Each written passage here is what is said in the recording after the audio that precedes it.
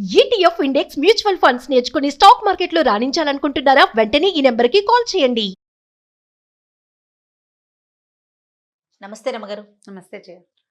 రమగారు, ఏదన్నా ఆపద వచ్చింది, ఏదో ఒక సమస్య వచ్చింది, మొట్టమొదట మనం చేసే పని ఏంటంటే ఒక మొక్కేసుకుంటాం మన ఇష్ట దైవానికి.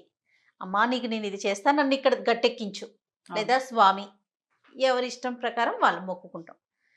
కానీ ఆ సమస్య నుంచి ఆ గట్టెక్కేస్తాం కదా, ముందుకెళ్ళిపోతుంది, సమస్య తీరిపోతుంది. ముందు అనుకున్న మాట మర్చిపోతాం రమ్మగారు. సరేలే అంటే మర్చిపోకపోయినా చేద్దాంలే, ఇప్పుడు అంత తొందర ఏముంది, దాన్ని ఇంకా అసలు పక్కన పెట్టేస్తాం. అలా మొక్కులు తీర్చుకోకపోతే, లేకుంటే కొంత ఆలస్యం చేస్తే ఏమైనా ఇబ్బందులు ఉంటాయి అంటారా? మనం అందరం సత్యనారాయణ వ్రతాలు చేసుకుంటాం. అవును.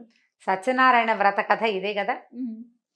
ఓ మొక్కటం, దాన్ని తీర్చపోవటం, ఆ తర్వాత చేద్దాం, ఇప్పుడు చేద్దాం, అప్పుడు చేద్దాం, డబ్బులు వచ్చాక చేద్దాం, లేకపోతే పని తీరాక చేద్దాం, ఏదో పిల్ల పెళ్ళప్పుడు చేద్దాం. పిల్ల పెళ్ళిలో మర్చిపోయారు, పెళ్ళైన తర్వాత మర్చిపోయారు. మర్చిపోతే ఏం జరుగుతుందో ఆ కథలో చెప్తారు. ఇలా జరుగుతుందా, దేవుడు ఇట్లా పగ తీర్చుకుంటాడా అని ప్రశ్నలు వేయకూడదు. నువ్వు ప్రధానంగా నీకు మాట మీద నిలబడే గుణమేది? నువ్వు దేవుడికి ఇచ్చిన మాటే నిలబెట్టవు, ఇక మనుషులు లెక్క ఉంటారు నీకు? నన్నే అంతే కదా. మనిషికి భగవంతుడికి ఇచ్చిన మాటే నిలబెట్టుకునే గుణం లేకపోతే ఇక ప్రపంచంలో ఎవరికి జవాబుదారీవి? నువ్వు ఎవరికి జవాబుదారీవి కాదు. నిన్ను జవాబుదారీతనాన్ని నీకు నేర్పించడం కోసమే మొక్కిన మొక్కు తీర్చకపోతే కొంప మునిగిపోతుంది, నెత్తడి చేస్తుంది, పళ్ళు రాలిపోతాయి అని చెప్పారు. ఇన్ని చెప్పారా రమ్మగారు? చెప్పలేదు మరి. వాడు చూడు, ఆ కథలో మనం ఏం చేస్తాం, సాధువు ఓసారి అరెస్ట్ అయిపోతాడు, ఓసారి నదిలో పడవలో ఉన్నవన్నీ రక్తరాశులన్నీ ఇవైపోయి ఆకులమైపోతాయి, పడవ మునిగిపోతుంది అల్లుడితో సహా. ఎన్నొచ్చినాయి ఇబ్బందులు. మరి ఇవన్నీ అవి కాదు. మొక్కు అంటే ఏంటంటే మనం ఒక మాట ఇచ్చాం, ఈ ఆపద గట్టెక్కిచ్చు, నేను నీకు ఇది చేస్తాను. ఏమి నువ్వు కొట్టే 10 కొబ్బరికాయలు, మీరు చేయించే కేజీ బెల్ల పానకము, లేకపోతే నువ్వు పెట్టే 5 కేజీల పులిహోర, నీ జుట్టు, అవి కావాలా దేవుడికి? అదే కదా. అసలు నీకెక్కడవి అవి? దేవుడు కాదు ఇవన్నీ, ఆయన ఇచ్చినవే కదా. సమస్తము భగవంతుడిదే, భగవద్విభూతి ప్రపంచం. ఆయన యొక్క శక్తే నీ మెళ్ళో నగ, నీ నెత్తి మీద ఉన్న జుట్టు, నీ వేలుకున్న ఉంగరం, నీ బతుకు, నీ ప్రాణం భగవంతుడు ఇచ్చింది. ఇక్కడ ఏది నాది కాదే, ఏది నాది కాదు. శరీరం నేను అని భావించేది కూడా మనది కాదు. అది ఏ క్షణాన మనది కాకుండా పోతుందో మనకి తెలీదు. అంతే, ఈ క్షణమే మనది. ఆ మనది అంటే నువ్వు చేసుకున్న మంచి ఏదైనా ఉందా, నువ్వు నిలబెట్టుకున్న మాట ఏదైనా ఉందా, నువ్వు చేసిన పూజ, నువ్వు చేసిన దానం, నువ్వు నిలబెట్టుకున్న మాట, నీ సత్ప్రవర్తన, అవి నీవి. నీ వెనకాల నీతోటి వచ్చేది ఏదైనా ఉంటే అదే తప్ప ఈ చెవులకు పెట్టుకుని నెత్తి మీద ఉన్నది ఏమి రావు వెనక్కి. ఇవన్నీ కలిసిపోతాయి. వస్తువులు వెనక వాళ్ళకి వెళ్తాయి. శరీరం ఎవరు తీసుకుంటారు చెప్పు? ఇప్పుడు ఒక మనిషి చచ్చిపోయింది, ఒక అమ్మ పోయింది, అమ్మ ఒంటి మీద బంగారం ఆడపిల్లలు పంచుకుంటారు. అవును. లేదా మగ పిల్లలకి ఇస్తారు. ఆడపిల్లలు లేరు, కోడళ్ళు పంచుకుంటారు. శరీరం తలా ముక్క తీసుకుంటామా? అది ఎక్కడికి వెళ్తుంది? భూమిలో కలిసిపోతుంది. కాల్చేస్తాం, పూడ్చేస్తాం, చేస్తాం, అంతేనా? అది నీది కాదు. ఈ వస్తువులు నీవెక్కడున్నాయి? అంతా తల ఒకటి తీసేసుకున్నారు కదా. ఇప్పుడు నీదంటూ ఏది ఇక్కడ? ఏది నువ్వు చేసావో మనమే లేనప్పుడు మనం ఎక్కడి నుంచి వస్తాయి? ఏమీ లేదు, సున్నా. కానీ నువ్వనేవాడివి ఒకడున్నావు. నువ్వు ఇందులో నుంచి లేచక్కబోయి బయట నుంచున్నావు. ఆ నుంచున్న వాడికి కొంత ఏదో ఉన్నది. ఆ ఉన్నది ఏమిటంటే, ఉన్నది మన్నది అంతా నువ్వు చేసింది. నువ్వు చేసిన భగవత్ పూజ, నువ్వు చేసిన దానం, నువ్వు చేసిన సహాయం, నీ శ్రద్ధ, నీ భక్తి, నీ విశ్వాసం, అవి మాత్రమే సూక్ష్మ రూపంలో నిన్ను అనుసరిస్తాయి.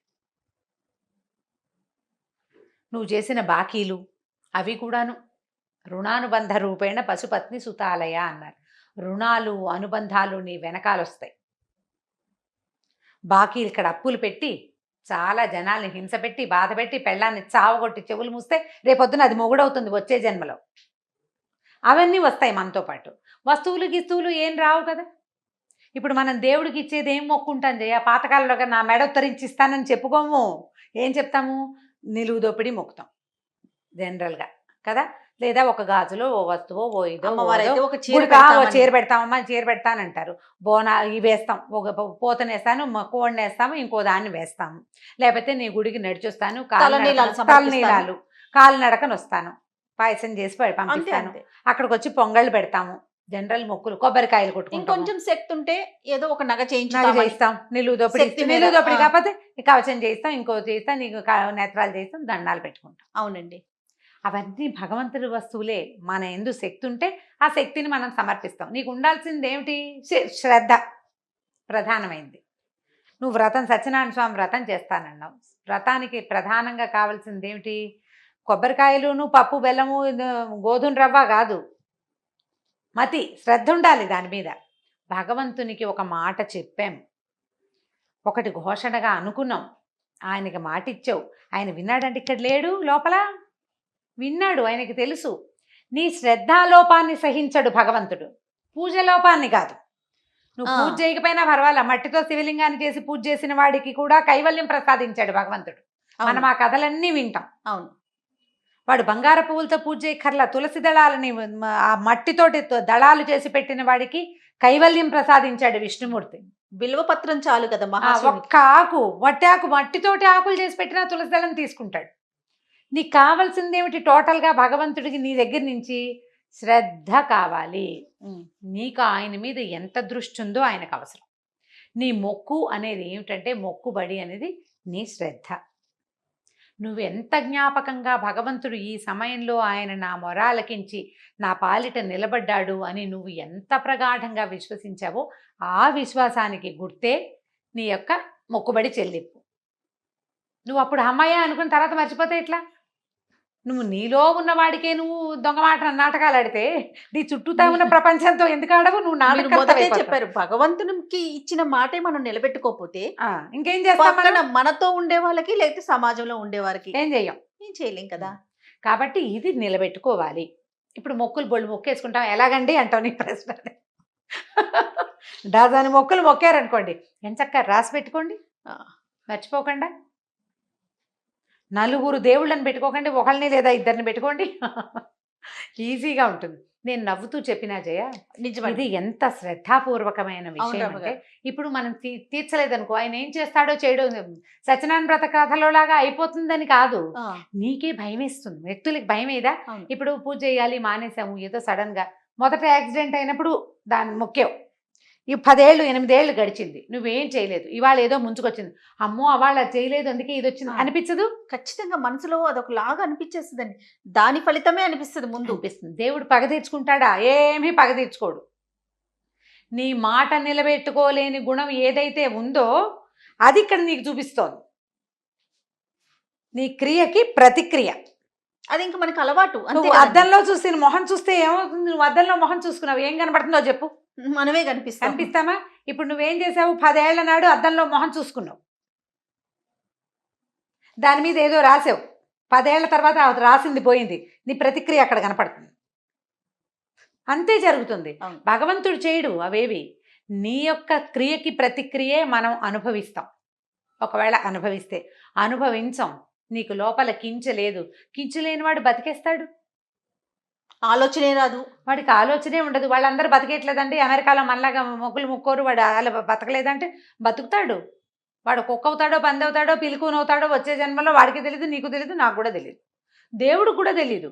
ఆయన ఈ జంజాటంలో పడ్డావు. నిన్ను పుట్టించే ప్రయత్నం ఆయన ఏం చేయడు, నిన్ను పుట్టించే ప్రయత్నం మనమే చేసుకుంటాం. మనని పుట్టించేది ఇప్పుడు నువ్వు చేసిన సత్కర్మ కుకర్మాల ఫలితమే రేపు నీ మరుసటి జన్మ. ఇవాల్టి నీ జన్మ నీ ముందటి జన్మ తాలూకు ఫలితం. ఇప్పుడు నువ్వు చేసిందే నీ తర్వాత వస్తుంది. ఇది నువ్వు నమ్మితే అప్పుడే నువ్వు మొక్కుతావు. దీని మీద నీకు నమ్మకం లేదనుకో, నువ్వు అసలు మొక్కవు, నీకు ప్రశ్నే లేదు. అంతే. ఈ తర్వాత పుడతాము, ముందు ఒక జన్మ ఎత్తాము, ఇప్పుడు మనం మధ్యలో ఉన్నాము అన్న ఊహ నీకు లేదనుకో, పైన ఒకడు ఉన్నాడు అనే ఆలోచనే లేకపోతే ఇంకేముంది? అసలు మొక్కులే లేదు. అంతా నేను నా ఇష్టం నేనే అని భావిస్తాం. ఈ నేనే అని భావించేవాడు కూడా ప్రతివాడు లోపల ఏదో ఒక రోజున దేవుడా నాకేమిట్రా ఈ సమస్య అనుకోకుండా ఉండలేడు. God please help me, please save me అనకుండా ప్రపంచానికి వినపడినివ్వడు. వాడి లోపల వాడికి తెలుసు, వాడికి సహాయం అవసరం అవుతోంది అనే సంగతి వాడి లోపల వాడికి ఖచ్చితంగా తెలుసు. అవును. వాడికి హెల్ప్ని పంపిస్తాడు. అడిగిన వాడికే చేస్తాడు దేవుడు, అడగని వాడికి చేయడని అనుకోవద్దు అసలు. అడక్కపోయినా చేస్తాడు. అందుకే దేవుడు కదా. అందుకే కదా భగవంతుడు అనేది. మొక్కినప్పుడు జ్ఞాపకంగా రాసి పెట్టుకోండి. టూ మెనీ మొక్కులు పెట్టుకోపోకండి. తీర్చకపోతే భయం ఇస్తుందమ్మా. భయపడ్డం ఎందుకు? భగవంతుడి పట్ల భక్తి ఉండాలి. దాన్ని భయం దాని వెనకాలే ఉంటుంది, నీడలాగా భక్తి వెనకాల. చేయకపోతే తప్పు అనే భావన, అంతేగాని కొంప మునిగిపోతుంది అనుకోవద్దు. కొంప కాదు మునిగేది, నీకు లోపల కించగా ఉంటుంది. నేను చేయవలసిన పనిని చేయలేదన్న భావన నిన్ను బాధిస్తుంది. అందులోకి వెళ్ళద్దు. ఏదైనా పరానా సందర్భంలో భర్తకు అనారోగ్యం, పిల్లలకి ఏదైనా దెబ్బలు తగిలినాయి, లేదా చదువులు పూర్తి కావట్లేదు, నీకేదో ఇబ్బంది, నీకే మానసికమైన ఇబ్బంది ఉంటాయి కదా, ఒక లిస్ట్ రాసుకో. అది ఆ దేవుడి మందిరం దగ్గర పెట్టు. ఒకటి నువ్వు అనుకున్న పనులు ఒకటి అయ్యాక దాంట్లో ఒక టిక్కు పెట్టుకో. కొత్త మొక్కులు యాడ్ అయితే ఆ కాగితం మీదే రాసుకో లిస్ట్ లాగా. అప్పుడు మొక్కులు చేసేయద్దు, ఏమవ్వదు. ఇప్పుడు ఏం చేయాలి? పాత మొక్కలు తీరకనే ఇంకో కొత్త మొక్కు మొక్కుకోవాల్సి వస్తే పాత మొక్కను జ్ఞాపకం చేసుకుని అదే తీరుస్తాను ఇంకోసారి దండం పెట్టుకో. అతిగా మొక్కులు మొక్కైపోక మన పరిస్థితులను బట్టి మన వీలును బట్టి మొక్కుకోవాలి. అది కూడా ప్రధానం కదా. అది కూడా ప్రధానం. మొక్కుల్లో సులువుగా మొక్కుకోవచ్చు, సులువైన మొక్కులు మొక్కచ్చు. ఒకవేళ అలా దేవుడికి దండం పెట్టుకోదలిస్తే మనం ఈజీగా చేయగలిగే. ఎలా అండి? 4 చెప్తాను నేను నా స్టైలు. నీకు చాలా ఇబ్బందిగా ఉంది, 4గురికి అన్నం పెడతానని దండం పెట్టుకో. 10 మందికి వంట చేసి పెడతాను నేనే స్వయంగా. నేను కష్టపడింది, నేను స్వయంగా కష్టపడిన 10 రూపాయలు ఎవరికైనా దానం చేస్తాను. మా ఆయన జేబులో నుంచి కాదు, అందుకే నేను అని చెప్తాను. అక్కడి నుంచి ఇప్పుడు కొంతకాలం పాటు దేవుడి కోసం ఫలానా వస్తువు తినను, అన్నం మానేస్తానని మొక్కోకనమ్మ, మీ పుణ్యం ఉంటుంది. ఏదో ఓ కూర, ఓ పండు, ఓ పదార్థం, అది మీ ఫేవరెట్ది అనుకోండి. అప్పుడు దేవుడి కోసం మొక్కుకున్న శ్రద్ధ ఉంటుంది.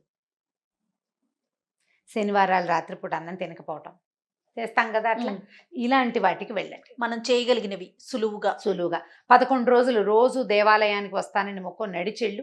2 కిలోమీటర్ల దూరంలో ఉంది, నడిచొస్తా. ఆరోగ్యానికి ఆరోగ్యం, శ్రద్ధకి శ్రద్ధ, భక్తికి భక్తి, మొక్కుకి మొక్కు, అన్నీ కుదిరినాయి కదా. అలాంటివి పెట్టుకోండి. రోజు బాబాగారి దేవాలయానికి హారతి వేళకు అందుకుంటాను. నువ్వు దానికోసం కుదుర్చుకోవాలి. అక్కడే నీ శ్రద్ధ భగవంతుడు గమనిస్తాడు. యూనివర్స్ గమనిస్తుంది, చుట్టూతా ఉన్న ప్రపంచము గమనిస్తుంది నీ శ్రద్ధని. నీ శ్రద్ధకి తగిన ఫలితం తప్పకుండా నీకు యూనివర్స్ ఇస్తుంది. ప్రధానంగా చేయవలసింది అది. నేనైతే నా మొక్కులు ఇవే ఉంటాయి. రాహుకాలంలో దేవాలయానికి వస్తాను అని మొక్కుంటాను. ఖచ్చితంగా ఏదో కొంచెం పదార్థం చేసి పట్టుకెళ్తే. ఇప్పుడు ఈ కోవిడ్ నేపథ్యంలో 2 సంవత్సరాల నుంచి గుళ్ళు లేవు, గోపురాలు వెళ్ళటం లేదు కదా. అంతకుముందు అయితే శుక్రవారం రాహుకాలానికి ఇంత చిటిగారెలు, ఒక డబ్బా గ్లాస్ బియ్యం పోయటం, గ్లాస్ పప్పు పోసుకోవటం, కాసిన గారెలు చేసి అమ్మవారికి నైవేద్యానికి గుళ్ళోనే ప్రసాదం అయ్యటం, 4 గంటే 4 చిటిగారెలు ఇంటికి తెచ్చి పిల్లలకి పెట్టడం, అంతే. ప్రతి శుక్రవారము వెళ్ళేదాన్ని అట్లా నేను. ప్రతి గురువారము ఆ సమయానికి వెళ్ళాలి. అది పెట్టుకోండి. మీ సమయ పాలన ఇది అన్ని ఆలోచించుకొని మొక్కుకోవాలి. ప్లాన్ చేసుకుని దండం పెట్టుకోండి. అంటే ఆ క్షణంలో ఏదో తోస్తుందంటే అట్లా ప్లాన్డ్గా ఎలా పెట్టుకుంటాము అంటే, ఇప్పుడు ఆపత్కాలంలో మొక్కే మొక్కులు వేరు, భయంలో మొక్కేస్తాం. అలా కాకుండా నిదానంగా దేవుడికి దండం పెట్టుకునేటప్పుడు ఇట్లా చెప్పుకోవచ్చు. ఇది నా పద్ధతి, ఇది చేయమని చెప్పట్లేదు, ఇలా పెట్టుకోండి. ఇందులో మన శక్తియుక్తులు, సమయము, డబ్బు, మన దగ్గర మన ఆర్థిక పరిస్థితి, మనకి ఇతరత్ర సహాయపడే అవకాశాలు జనాలు ఉన్నాయా లేదా, అవి ఆలోచించుకుని ప్లాన్ చేసుకోండి. శక్తికి మించిన మొక్కులు మొక్కేసి అవి తీర్చకపోతే దేవుడు నెత్తని చేస్తాడని భయపడుతూ భక్తిగా ఉండకండి. భక్తిగా ఉండలేనేమోనని భయపడండి, అంతేగాని ఈ భయం కాదు మనకు ఉండవలసింది. ఈ జాగ్రత్త. రమ్మగారు, అమ్మో పలానా రోజు నేను మొక్కుకున్నాను, తీర్చలేకపోతున్నాను, ఏమవుతుందో అన్న ఒక భయం కనిపిస్తూ ఉంటుందండి. మీరు అన్నట్లు వేల్పుల మొక్కులు 1000 ఏళ్ళు అంటారు జయ. ఇలవేల్పుల మొక్కులండి. వేల్పు అంటే దేవుడు, దేవతల మొక్కులు 1000 ఏళ్ళు. ఈ సంవత్సరం తీర్చకపోతే వచ్చే సంవత్సరం తీరుతానని చెప్పుకో. ఈ ఏడాది రాలేపోయాం తిరుపతి, వచ్చే సంవత్సరం వస్తా. ఈ ఏడాది అక్కడెక్కడికో వస్తానన్నా, చేయలేకపోయా, వచ్చే సంవత్సరం చేస్తా. ఈ మొక్కుల్లో ఎవరికైనా చదువుకి సహాయం చేస్తాను, ఓ పిల్లకి పెళ్లికి సహాయం చేస్తాను, ఓ పిల్లవాడికి ఉపనయనం చేసుకోవడానికి సహాయం చేస్తాను, ఏదైనా హాస్టల్లో ఉన్న పిల్లాడికి ఏదైనా కొద్ది రోజులు నేను చేస్తాను. ఇదివరకు వారాలు పెట్టేవాళ్ళు, వారాల అబ్బాయిలు వస్తుండేవాళ్ళు ఇళ్ళకి. ఆ కాలం కాదు ఇది. ఇట్లా పిల్లల చదువులకి సహాయం చేయటం, అలాంటివి పెట్టుకోండి. మన పిల్లాడికి ప్రాబ్లం, వాడు ఎక్కడో ఫారిన్లో ఉన్నాడు, సరిగ్గా సెటిల్ అవ్వలా, ఏదో ఇబ్బంది అవుతుంది. ఓ భగవంతుడా, ఇంకో పిల్లాడికి చదువుకునే అవకాశం ఇస్తాను, నా పిల్లాడిని సరిగ్గా సెటిల్ చేయి. నువ్వు దీనికి గుళ్ళో డబ్బులు కట్టేసి అక్కడెక్కడికో వెళ్ళిపోయి ఇక్కడ ఎందుకు చేస్తావు? ఇంకొక పిల్లవాడికి ఒక జ్యోతిని చూపించు, ఆ జ్యోతి నీ పిల్లవాడికి కనపడుతుంది. ఆడపిల్లలు పెళ్ళిళ్ళు అవ్వట్లేదు, మీకు మన దగ్గర బాగా డబ్బులు ఉన్నాయి, జాతకాల్లో ఏదో సమస్య, ఎవరైనా పిల్లకి మంగళసూత్రాలు చేయిస్తాను, ఓ కన్యాదాతకి ఏమైనా ఇస్తాను అని దండం పెట్టుకోండి దేవుడికి. మానవ సేవే మాధవ సేవ. ఇప్పుడు వాళ్ళకి సహాయం ఏమిలా, నువ్వు ఒక చోట దీపం ఏం లేదయ్యా, మన దగ్గర ఒక దీపం ఉంది, మన ఇంట్లోనే పెట్టుకుంటే, తలుపులు వేసుకుంటే మన ఇంట్లోనే వెలుగుతుంది. 4 పక్కల తలుపులు తీస్తే ఈ దీపం బయట వాళ్ళకు కూడా కనపడుతుంది, ఇంకొకళ్ళకి కూడా దారి కనపడుతుంది. అట్లా చెయ్యి, అది నీకు ఉపయోగపడుతుంది. అలాంటి మొక్కులు మొక్కుకోండి ధైర్యంగా. పాత మొక్కులు ఉంటే భయపడకండమ్మా, వేల్పల మొక్కులు 1000 ఏళ్ళు అంటారు, ఫలానా చేస్తాను 4 రోజులు అని చెప్పుకోండి, తీర్చడానికి ప్రయత్నం చేయండి. ఈ మొక్కులు తీరకుండా కొత్తవి మొక్కోకండి, జాగ్రత్తగా. అంతే. రైట్. నమస్తే. నమస్తే జయ.